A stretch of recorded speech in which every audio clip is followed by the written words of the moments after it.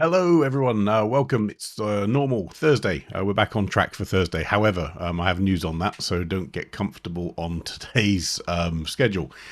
So, welcome, everyone. For those of you that don't know why we're live right now, it's because we're going to spend the next hour editing your pictures, not mine, in that software, Capture One.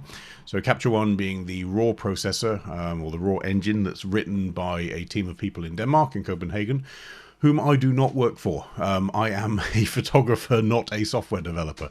However, quite often some of the questions that you guys have with Capture One are more about the photo side of it than they are about the development. So welcome to everyone. Welcome to those of you that are normally here on our normal slot. For those of you that are new, we'll run through some quick sort of, I guess, not ground rules, that sounds really strict, but make this as interactive a session as you want. There's nothing worse than just sitting down and watching without participating. So please, if you're online, put in comments if you've got them, put in questions if you've got them, disagree if you need to. One question that I saw before we even get started from Reen, I think that's how you say your name. So from Netherlands, how to sign up for the beta program for the long time expected iPad version. The answer is you can't. At the moment, there is no beta version that's out there in public for the iPad version. Capture One have promised that they're going to release an iPad version, and in quotes, early this year, so early 2022. It's still really early 2022. It's only the first month, so I don't know. I can say hand on heart, I don't know what the release schedule is for it, but I'm sure there will be a beta of some sorts, but right now there isn't one.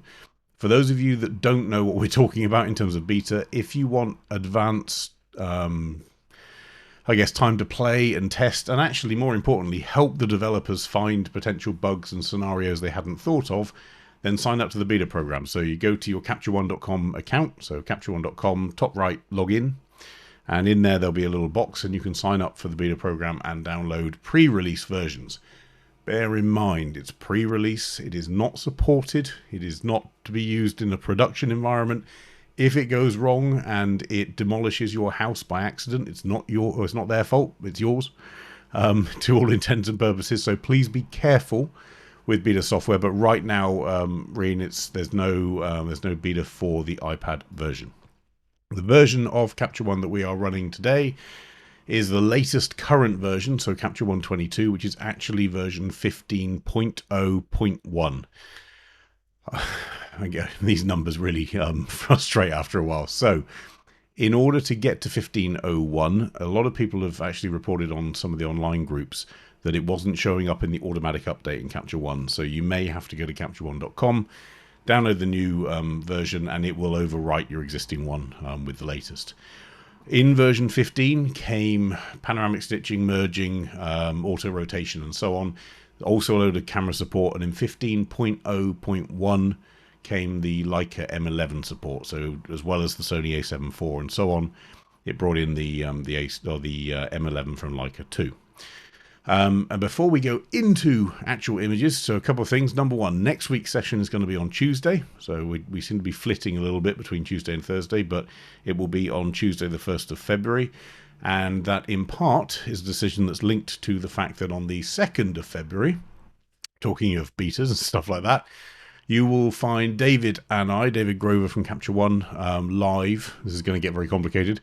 We're going to be live showing you Capture One live. So some cool stuff with remote access to Capture One and so on. So that will be at 4:30 p.m. in UK time, which is 11:30 a.m. in New York, but unfortunately is 12:30 a.m., so half past midnight that night or the next day, for those of you that are eastbound, so Hong Kong and probably Alan over in Australia, so sorry. But obviously you can catch up on the Capture One channel. So that'll be showing you some cool stuff with Capture One Live, but that'll be David and I for an hour, I think. So, all that said, let's go into some pictures. We're going to start with Alan's shot from Paris. Not Las Vegas, the actual Paris. So Alan sent this in with quite a lot of edits in here, quite a lot of layers and masks and so on. And on face value, when I first looked at it, it's like, oh, this is a cool picture of the Eiffel Tower. Looks nice. It's a perfectly sort of pleasant scene, nice colours in the sky and so on. But remember, one of the first things I'm always going to do, and I would encourage anyone editing pictures to always do this, which is as you edit, just go back to before and then flip to after, then before, then after, and just get a feel for how much has changed in that shot, because it can be really, really distracting. If you have a layer and a layer and a layer and you keep editing and editing and editing, which you can do. So Capture One up here allows you, I think it's 16 layers still, but we can create new layers up here. And each layer can have a different function, so we can have masks on each one, so we can have one for the sky, one for not sky. I like this naming convention that's ended up. But, you know, the color editor and hotspots and so on. But the compound effect of all those, what we believe are little changes, can be quite drastic. So whenever I go on and do a before and after, there's my before. And there's my after, and there's a few things that worry me in this edit. And actually what alerted me to it was what Alan's done is it was quite handy, he actually sent a few different edits through. And in this one, similar issues to the one that we're going to go through in a second, but in this one, there's a couple of telltale signs of over clarity. So overdoing clarity, overdoing some structure and noise reduction as well. So if I look around this tower, you see this sort of halo glow. So quite often you'll hear me refer to halos when something is either over sharpened or over clarified. And those halos are basically where Capture One sees the, let's call it the boundary between two contrast points, or two tonal points. So something that's lighter, something that's darker. And what clarity does is it allows us to differentiate those points by effectively darkening the dark bit and lightening the light bit, so we get more of a difference between those two areas. And it does that across the whole image, or if you've masked an area, across the whole area. And we can see on here that what's happened is, because the sky is significant, well, a bit lighter, but it's significant compared to the tower edge, that clarity has actually pumped the edges. So the problem is it's got to lighten this bit here, but then slowly, as it gets away from that contrast point, it's starting to think, well, hold on a minute, I've got nothing else here. This was fine out here. So I've got to slowly back away the change that I've made. So I've made the bit where it joins its neighbor really, really different by making the lighter part really light and the darker part really dark. But as it starts to come back and away, it has to reset to what was there before. So you end up with this halo effect. It's like a gradient around those high contrast points. And we can see it here on these towers as well. So when I look into the towers here, these towers have got these sort of dark areas around the darker points, and they're unnatural. And the reason it's done it is because with clarity ramped up, and I think from memory, had a look earlier, yeah, we're up at sort of 76, and there's some other stuff compounding on top in all these other layers.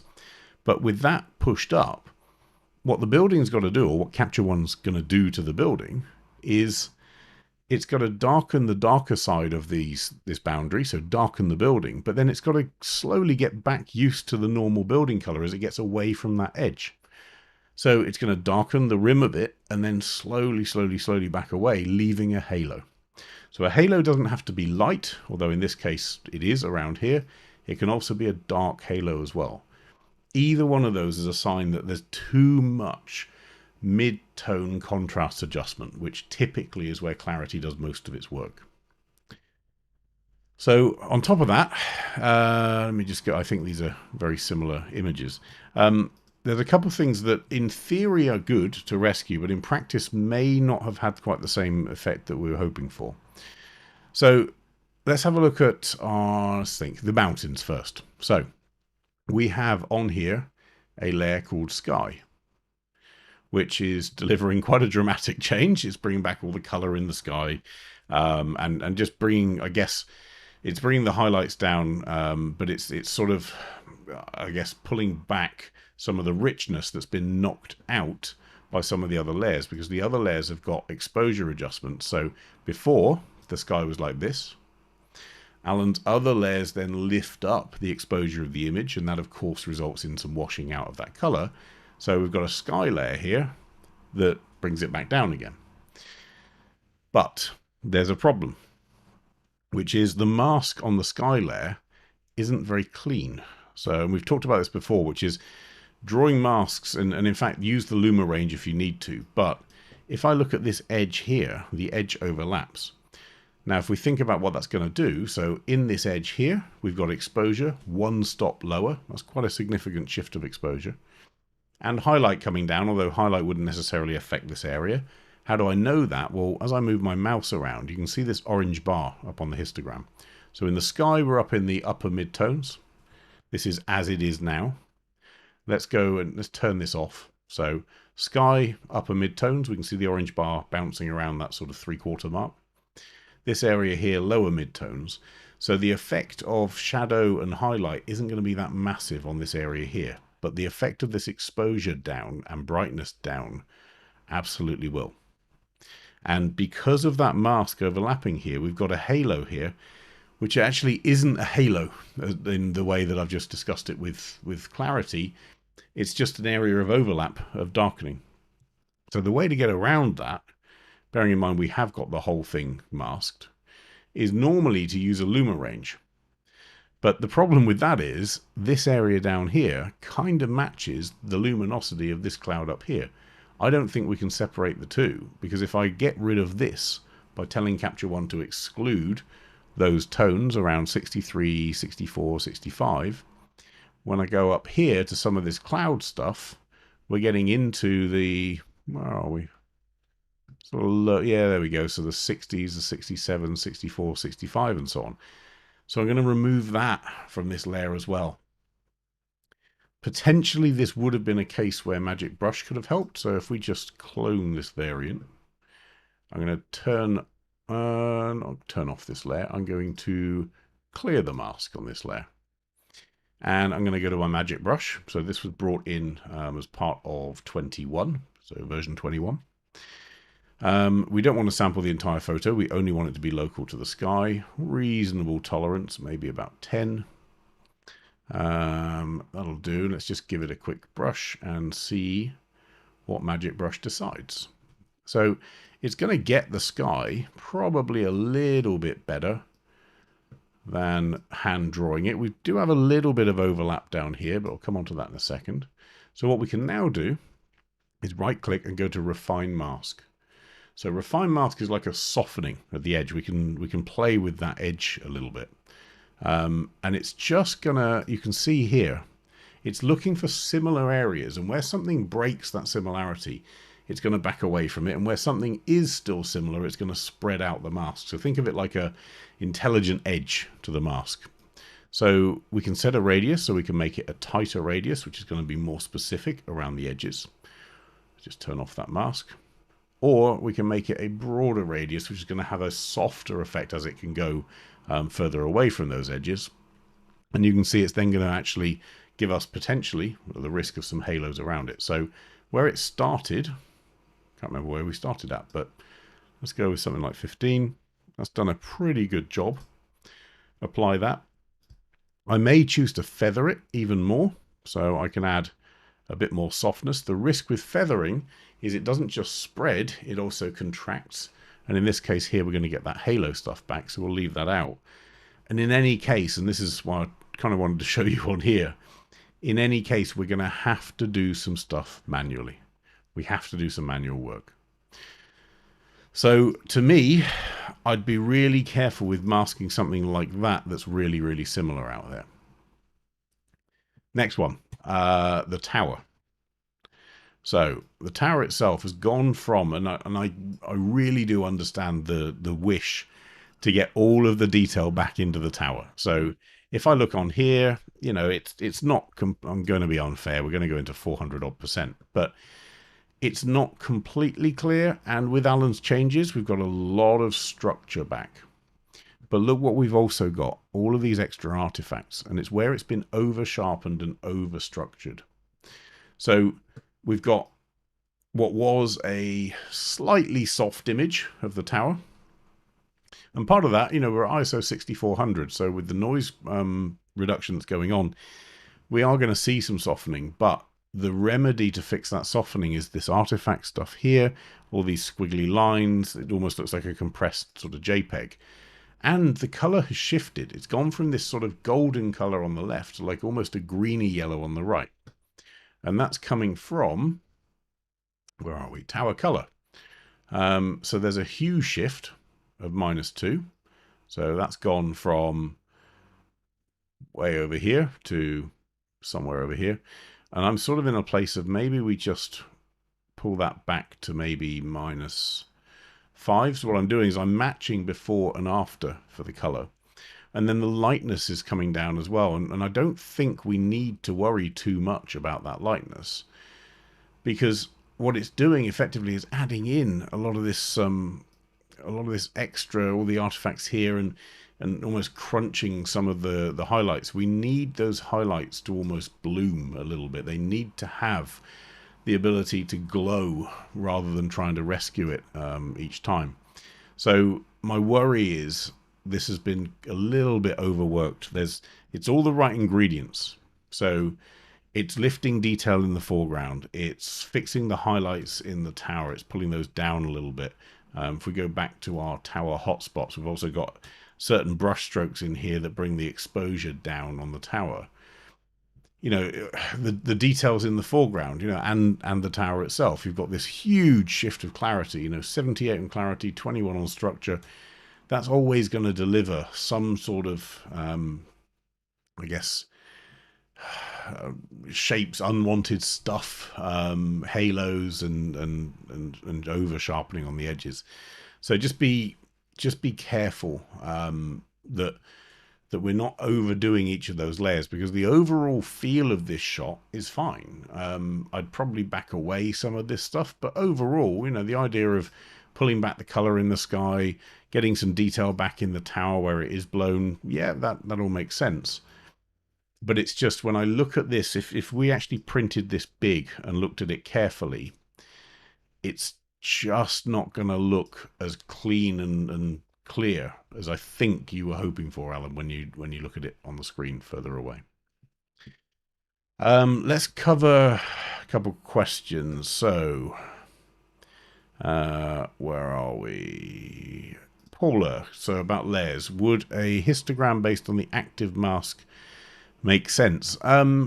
Potentially. I know, I'm not sure whether it was you that's asked this before.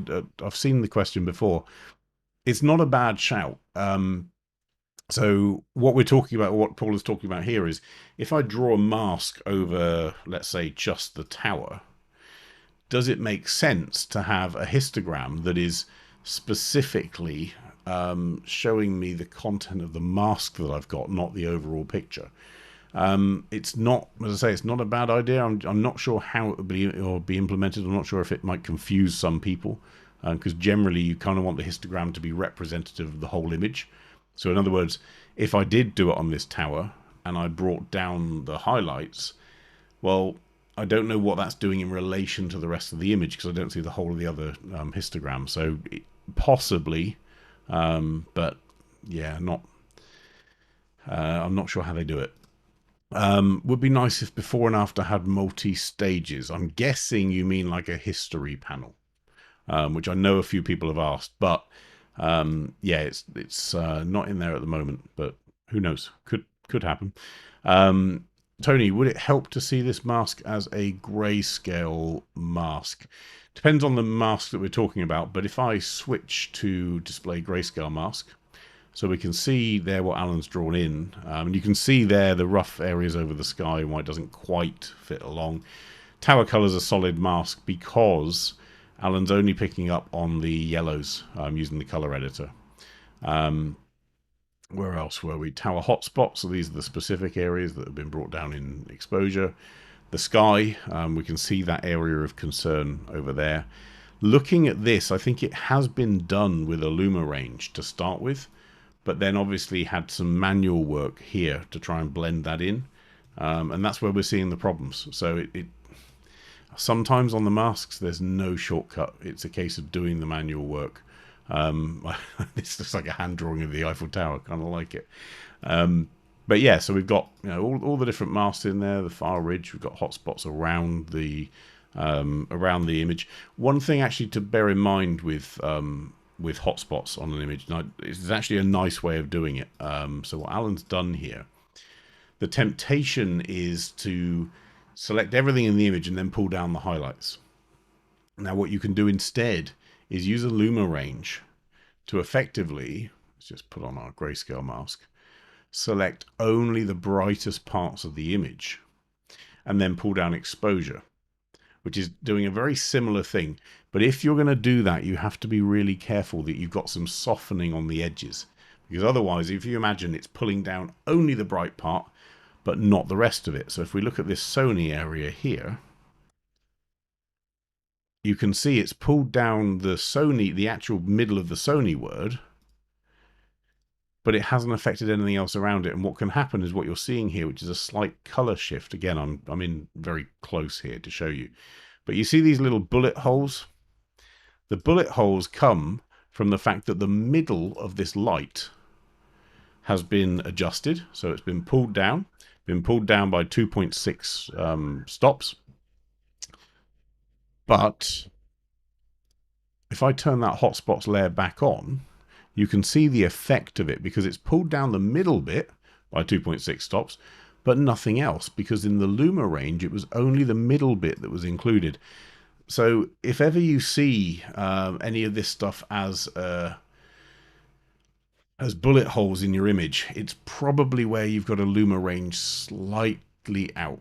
That Luma range, and what you can do to fix this, let me just show you, go to Luma range. We have the little weird bug.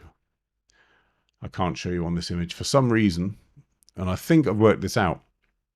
Certain versions that save EIPs, when we try and load up the Luma range in a later version, for some reason the Luma range doesn't load. No idea why, but I have seen it before, so sorry, can't show you. However, in the Luma range, you would go in and, do you know that tail that you'd, in fact, let's just create a new layer and show you. So effectively what Alan's got at the moment is a range that's sort of way up here, which is basically only the bright stuff.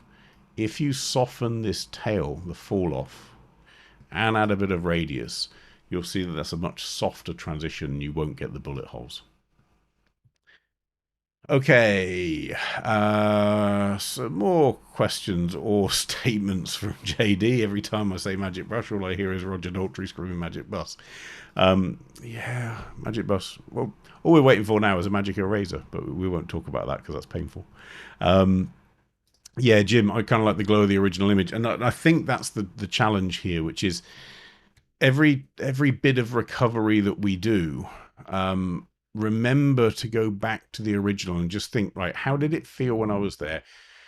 Was this glowing? Was it a little bit too bright and whatever? Was the sky pastel shades, or was it this sort of deep colored here? And it's why I encourage people really use the before and after and just work out whether something has improved or whether it hasn't. Because on this tower, if I'm honest, I would be tempted to leave that tower out. And where were we? Not sky or tower. I think it was details, not sky. Yeah. So on this layer here, it's this clarity that's really pushing that tower beyond its limits. So yeah, I just always refer back. And yeah, to Joe's point, maybe the overall saturation. So if I go to background, we'd normally do it over the top, but the problem with its saturation, it's not necessarily overall saturation. It's, yeah, we got to do a bit of work just to calm it down. And actually what I would end up doing, if I'm honest, is just picking on each of these layers and just backing them away a little bit. Each layer coming down a bit. As I say, the components are fine. It's just a bit too much in one go. Let's just pull that down as well. Bottom third pull down. Hot building. That's my play one. But even that change there, from where we are there, I think it is. So this sort of calming down here, and actually what I'd then be tempted to do on the background is actually warm up just a touch. So this on the left here is a newer version with everything just backed away a little bit. So it doesn't look quite so harsh when we're comparing from before and after. Where are we? Is such a scene a good candidate for an HDR shot? Maybe. It's a good point, Peter. Potentially. I mean, even in the original, I'm not sure you've got too many shadows. I mean, where you do have shadows, there's way too much noise in the original, and it's one of the reasons why we've got a huge amount of noise reduction going on. You know, 90 up here, and that's knocking out some detail. So then you try and add the detail back, and by adding that in, you get the halos. And this is what I mean by you start getting out of control, because one action like heavy noise reduction results in us then trying to pull back detail. So we use clarity and structure. That delivers artifacts and halos. So then we try and fix those by potentially using contrast and Luma ranges and stuff like that. If I start pulling up contrast, then I might reintroduce some noise and potentially more artifacts, and it spirals very quickly. So just almost, I guess, make a list of the stuff that's an issue with a scene before you start editing. And just tick those off, I think, is probably a good idea. But yeah, in theory, this could work for HDR because you'd end up with noise-free content down here.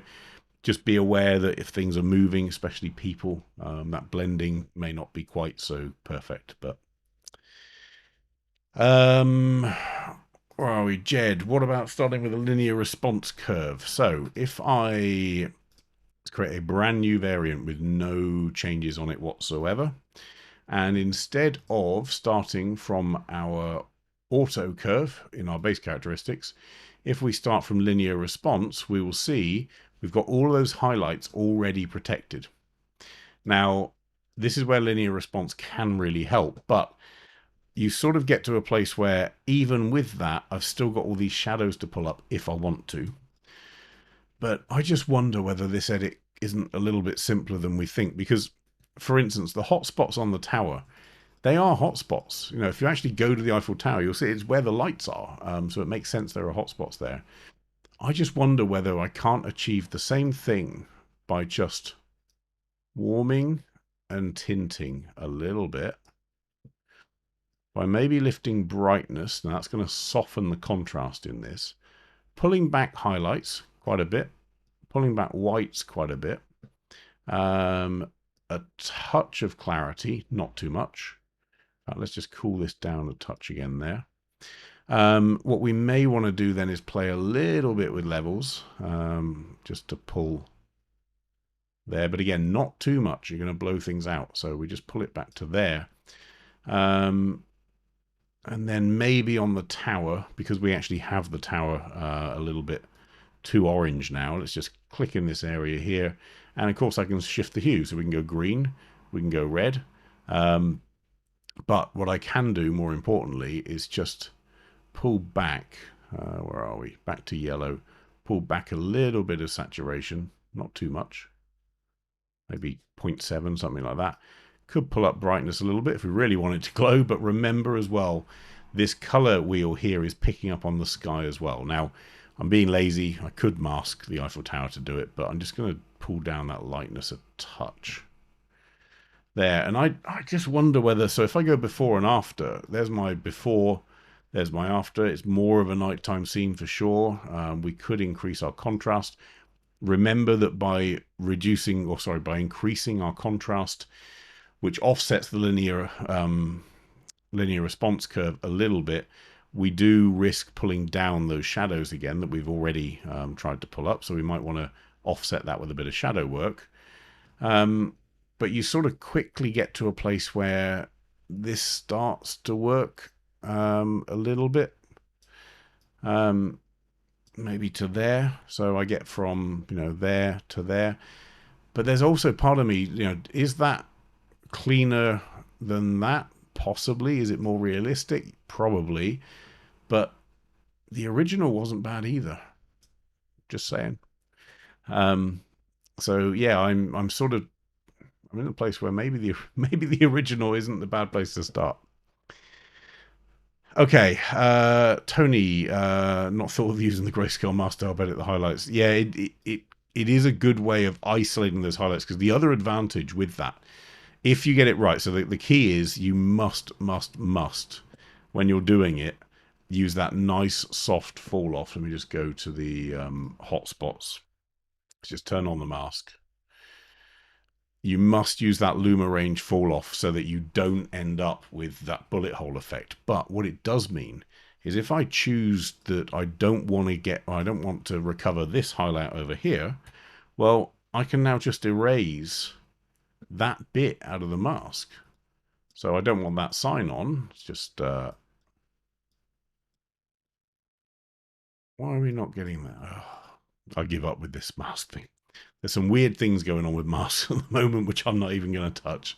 But yes, you can erase parts of the mask out of the grayscale area, which means that when you then make those changes to exposure or highlights or whatever, it's only going to affect the areas that you've chosen.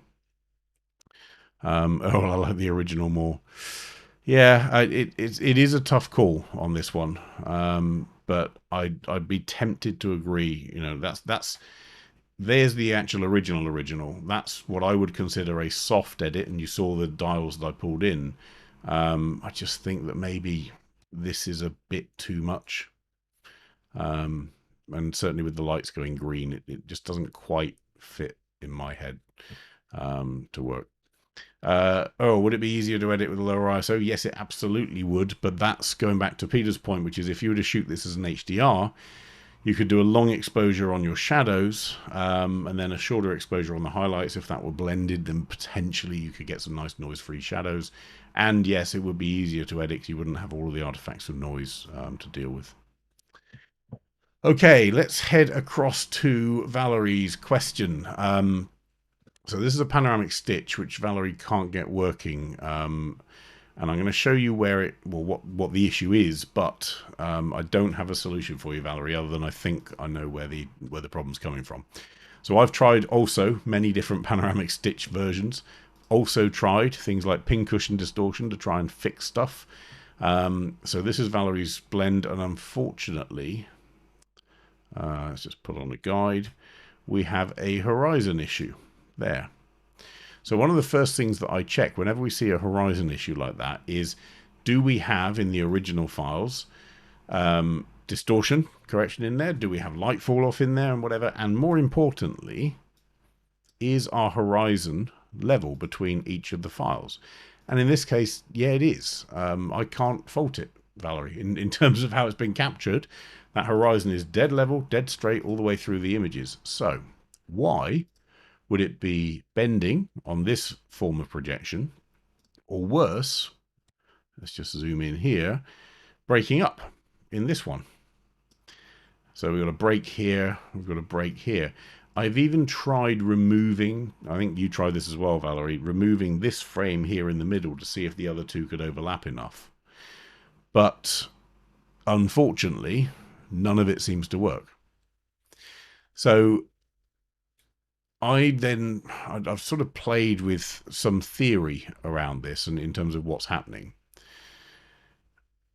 I think, and it is a think, I'm not entirely sure, but what's happening is the weighting that Capture One is giving to these foreground rocks is pulling out the stitching along here.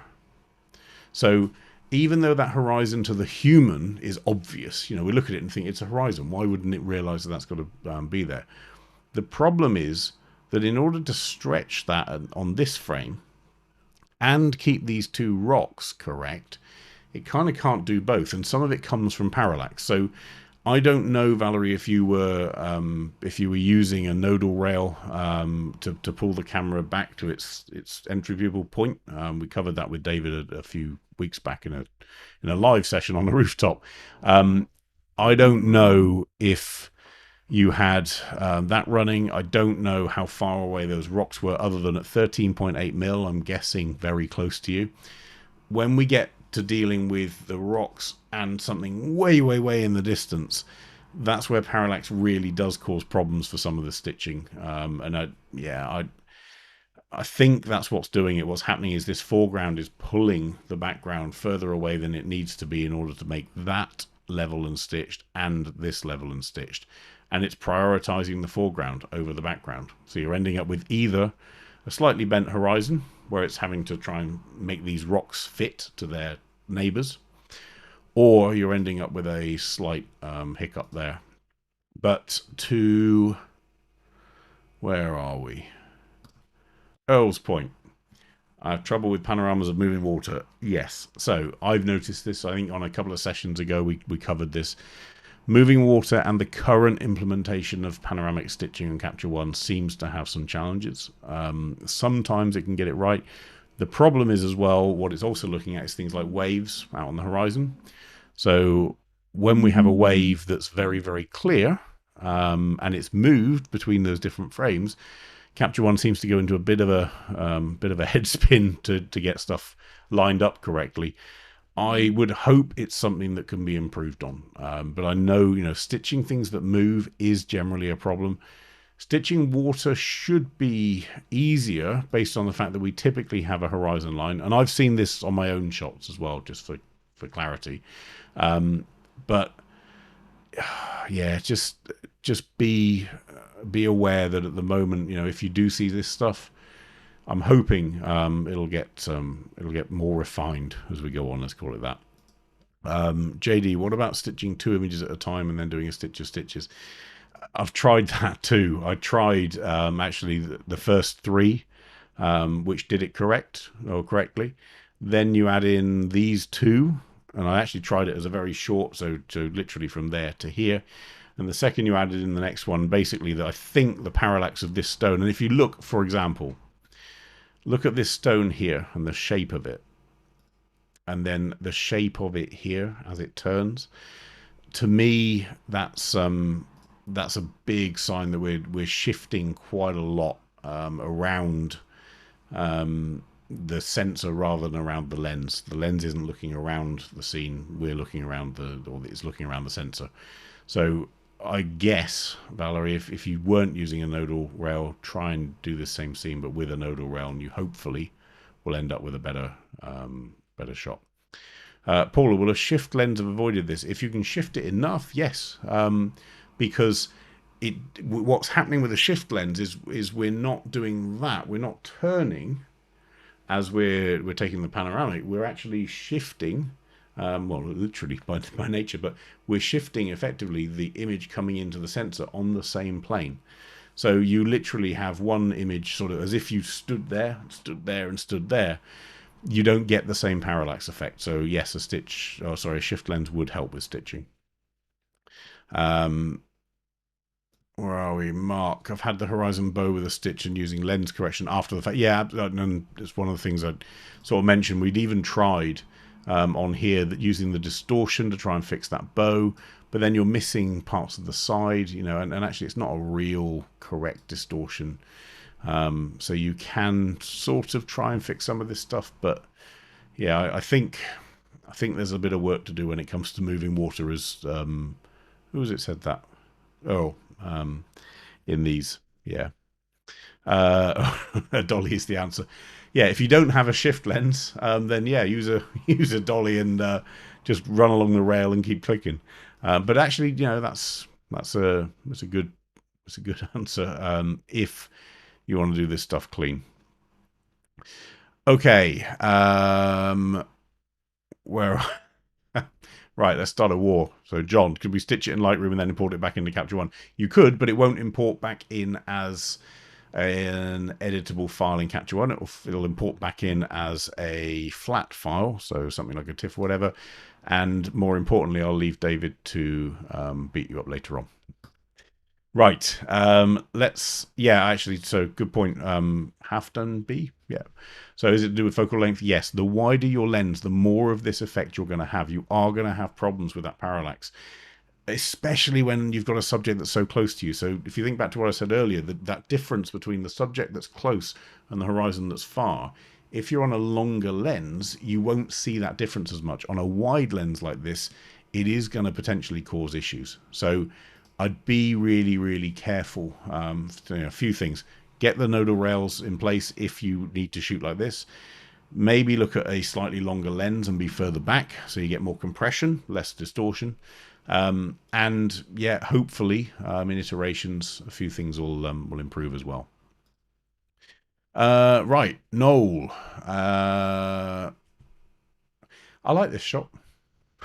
That's kind of what I've got to say about it.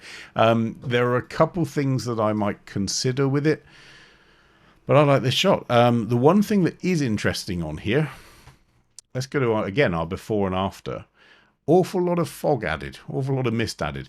And where it's been added, we're at ISO 800, we've got quite a bit of noise going in on here, which was kind of there in the original. You can see elements of it there, but it really comes out in the enhanced version.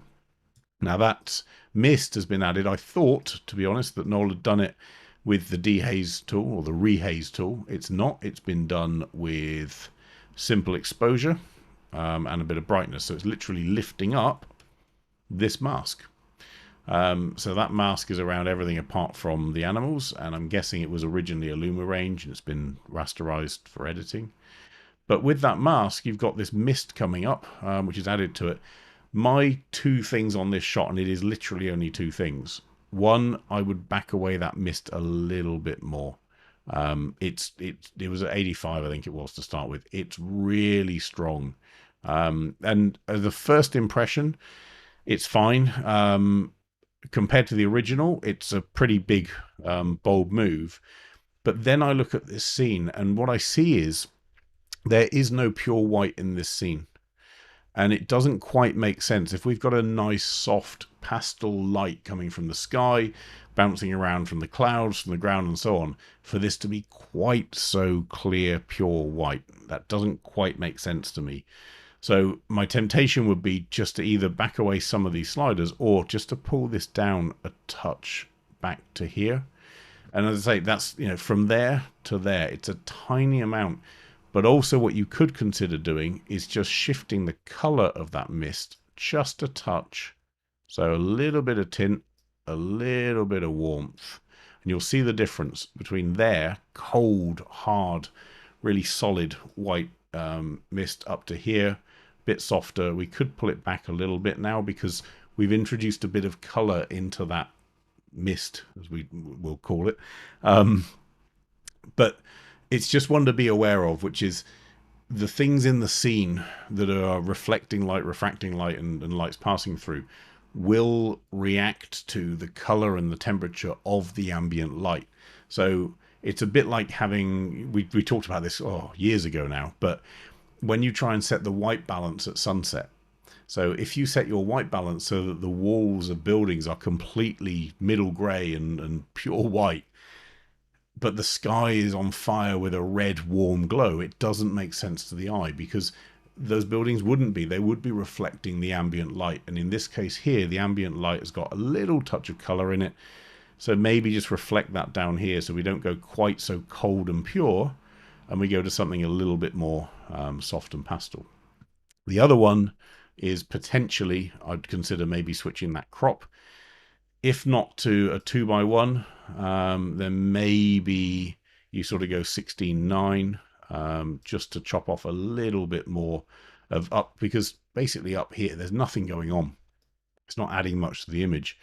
If I move this to here, I just think that feels, even with that tiny extra chop, it just feels like we're focusing more over here.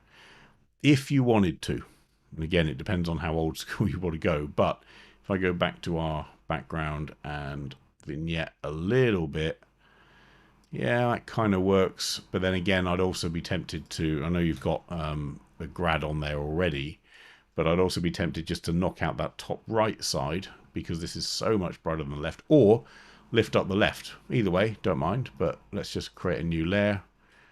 I'm going to put that there, call it top right. So with my layer that I've just drawn a gradient with, this one here, a linear gradient. So what I'm going to do is go up to our highlights and pull them in, because this sky is sitting up towards the upper end.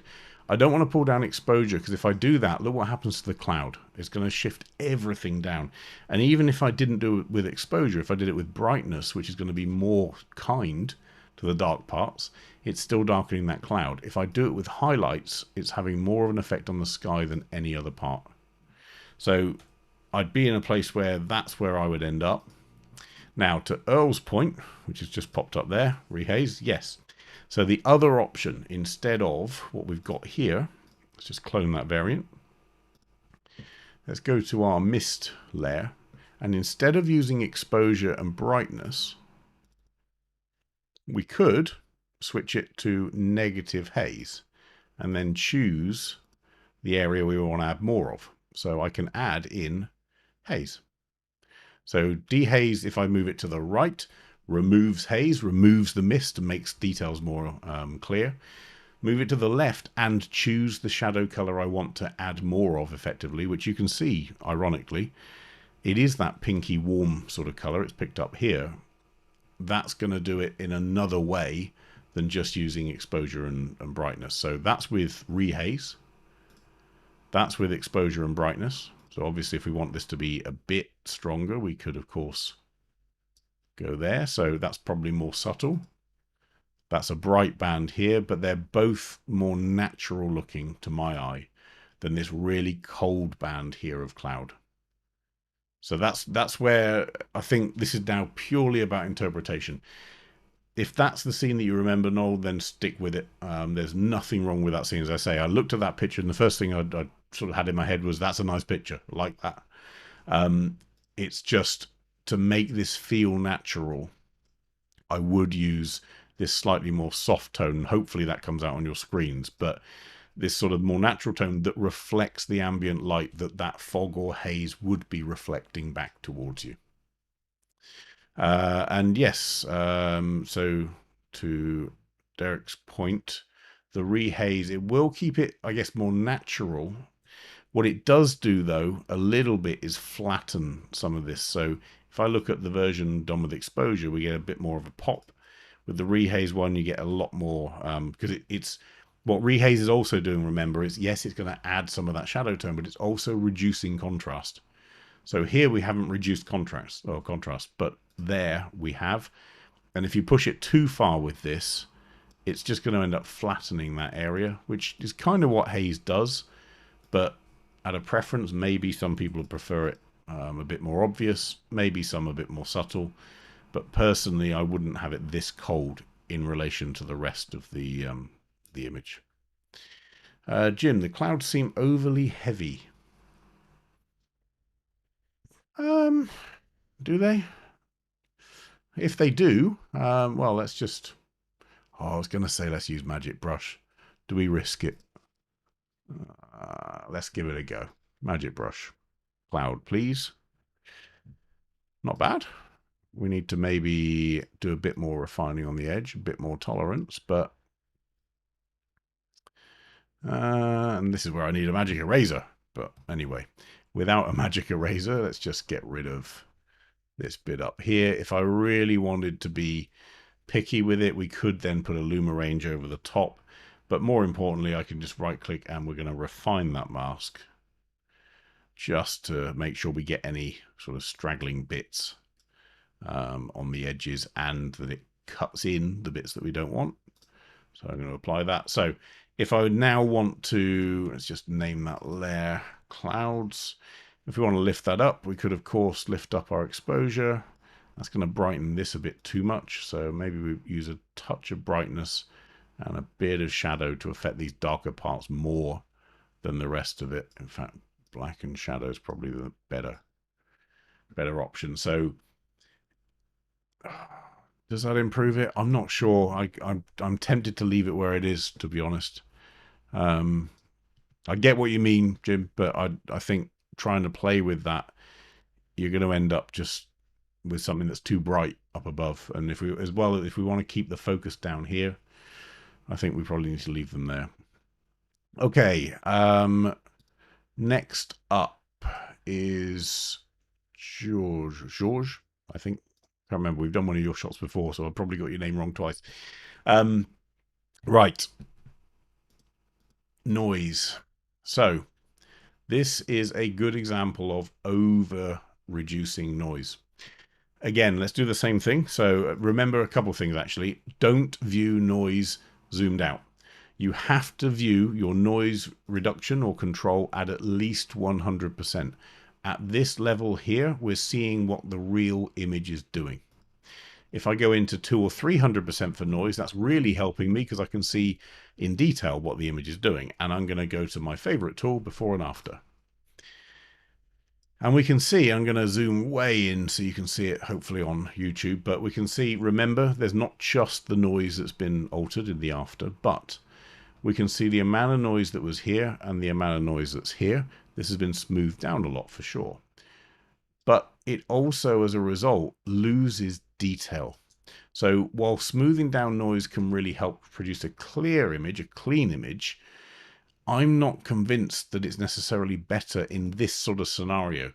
A bit of grain, a bit of noise. I know this was at ISO 2000. It was an APS-C camera. You know, lots of stuff that's a circumstance where you'd want to get rid of noise.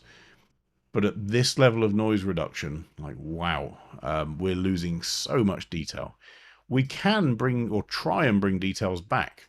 But, you know, even at 100, the problem is that the noise reduction tool is struggling because this luminance slider has just knocked out any detail to start with. So it's really difficult. You know, yes, you can see less detail if we pull the detail slider there. But if I try and recover more detail, it's so limited in what it can work with because we've knocked out all the detail to start with. So I would be tempted to just bring it back a bit. You know, it doesn't have to be all the way. We can clean it up a little bit, but a bit of noise isn't the end of the world. But it does, I mean, yeah, to Derek's point, it does bring his beard back just by having that texture. So, you know, be careful with the noise reduction. If you want, you know, to clean stuff in here, well, we could use some, I guess, negative clarity and stuff like that to fix these areas. But again, remember, we are at 1,000%, 900%, 700, 600, 500, 400. Let's get to only 200%. So that's with the changed noise. I've reduced the noise reduction by quite an amount. I don't think that's a bad image. At ISO 2000 at 1,000th of a second, 2.8, that's a decent sports shot. I wouldn't worry too much about trying to clean it up because, you know, if I look on here, let's go back to where we were. I mean, we've shaved the guy's arms with the noise reduction. Let's get rid of it all. You know, yes, there's a huge amount of noise in the shot. Capture One's already got you to here. Then we can push it a bit further, but I wouldn't push it much more than that. I really wouldn't. So to me, you know, if I'm honest, George, I think I don't think there's a huge problem with the shot that you've got, and the edits that you've done, they're pretty good. You know, if I look at, you know, you've got a bit of darkening out here just to bring the view forward. I would be tempted to put maybe a radial mask on there. Be really careful with this that it doesn't look like a complete vignette, but you know, if I just invert actually that mask, so I could have held down the option key, but let's invert that mask onto here, center it around this guy here, and just pull up our exposure a touch, like a tiny amount here. I could pull in another little gradient along here and just pull down our exposure a touch along there, and certainly bring down highlights and stuff like that. You know, so we can add in these extra two layers that start to focus it really on that foreground with this guy. But I don't think you need too much more. The changes you've done, you know, the highlight is picking up this sign. If that's too distracting, then yes, that's a good way of pulling it down. You've got a touch of clarity, not too much. You know, you've done the right stuff. And I wouldn't worry too much about that noise in there. If anything, I think with the right amount of noise, it's the right shot, and it is, as I say, that the right amount of noise.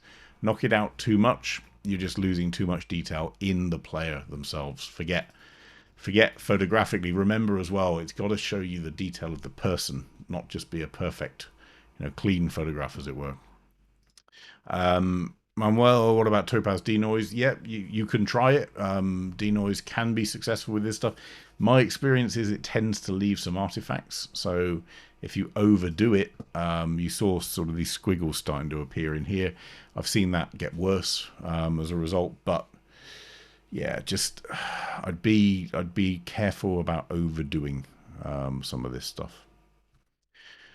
Okay. David, I found. Oh yes, yeah, you can. So there's a few ways. If ever you want to do a radial mask, let's just create a new layer. So my radial mask by default will be the outside dark, inside light. So if I turn my mask on and draw a radial mask, this is the default radial mask. Okay. If I hold down the Option key and draw it, I'll get a circle. No, what is it? Circle? Or Option and Shift. One of them. Yeah, Option and Shift. I'll get a circle along here. And then if we pull the... Hold on a second. Going nuts here. The outer circle to be inside the inner circle. I'm going nuts. Oh, there we go.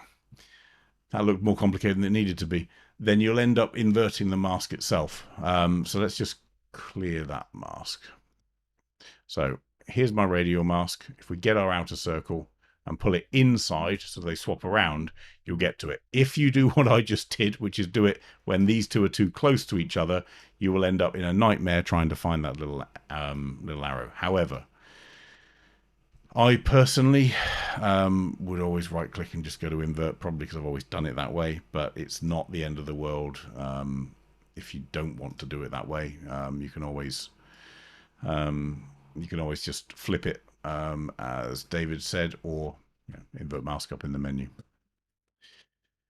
Okay, let's have a quick look at Earl's shot, and we may have to finish this one off next week. There's a couple of issues with this. So Aurora shot, really nice Aurora shot. We've got a nice cloud deck on there again, before and after. So there's our before, there's our after, and I'm going to pick on a couple of things. I say we'll sort of intro this and then maybe look at it next week in more detail, but let's just have a look out here. So one thing, by trying to enrich those strands of aurora in the sky, look at what's happening to here. So here we've got this sort of subtle feeling. So you've got these sort of strands coming down, you've got a nice gradient and so on. The resulting edit, this one here is a little bit overexposed, and it's become a lot more blocky, as I'd call it. So it's become a lot more binary. It's sort of, there's a strand and there's not, whereas here it was a bit more subtle. So we probably need to look at pulling that back a little bit. The color temperature is fine, but I'd actually be tempted up in this sky just to put in another linear mask, but pick on the shadows alone and pull that down.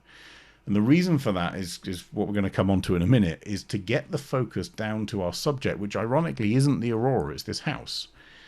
So Earl's already done some of this by lifting up the shadows in the foreground, but the lifting up of the shadows, unfortunately, has delivered a load of, in theory, hot pixels.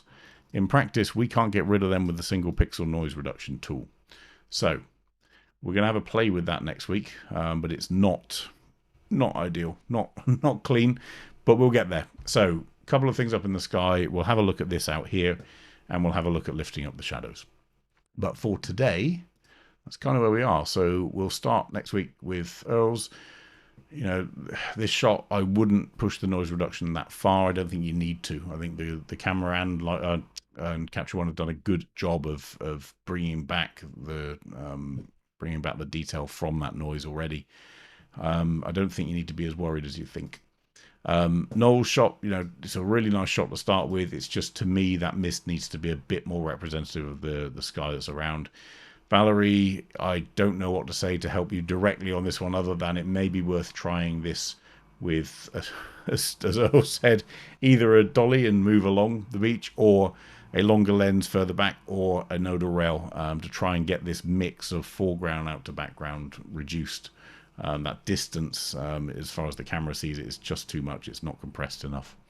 And Alan's shot here, it's a nice scene. You've got lots of edits there, Alan. This one is very much overdone in clarity. This one, I think, when you look at the detail, there are a few things that are little hiccups that we need to get to, and overall, I think I still fall down in the same place, which is the more global changes to the original, I think, is probably the more natural shot, and I'd be tempted to stick with that a bit more. Right, so all that said, the rest of, the next few days between next week and now, do continue having a chat or asking questions and firing away in that Facebook group. Remember to upload your images. We'll start with Earl's next time, but obviously if you've got your own, then poryforlive.wetransfer.com. Send it through, and remember to include your name. If you don't put your name in, we can't include it. But in the meantime, catch us in all those different ways. Look after yourselves, and we'll see you next Tuesday and Wednesday with David. Cheers, everyone. Bye-bye.